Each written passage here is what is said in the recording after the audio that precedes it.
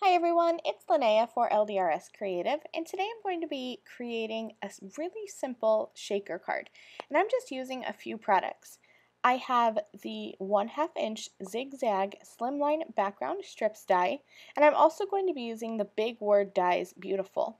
Now this has a coordinating stamp set, but I'm not using the stamps, I'm just going to be using the dies.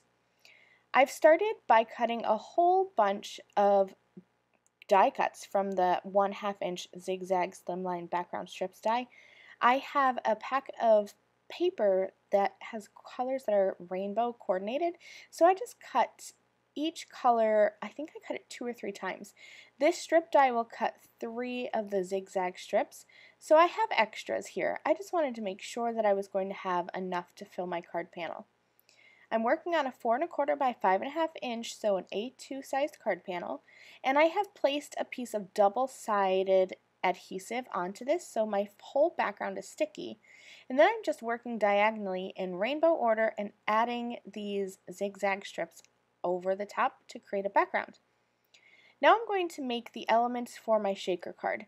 So I'm lining up both of those dies from the Big Word Dies Beautiful set, and I cut them both at the same time.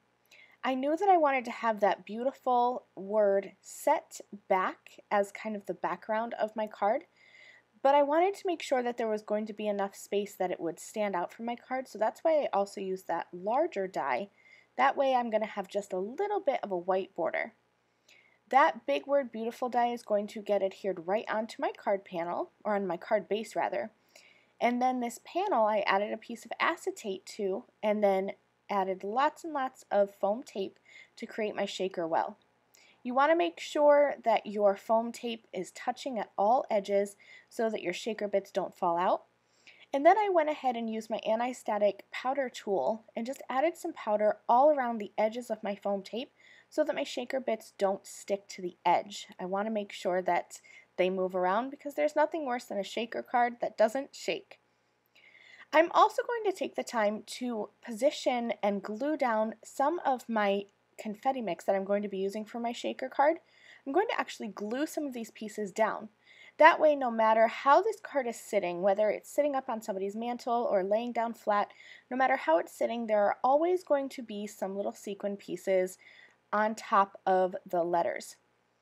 Then I'm just going to go ahead and remove the backer from my adhesive. I added more of those sequins to the inside of the panel, and then I'm going to place that over the top. Make sure everything is adhered flat and nothing is coming out. This card is finished. It was really simple to make. I hope that you take this idea and create your own fun and beautiful shaker card. Thanks so much for watching.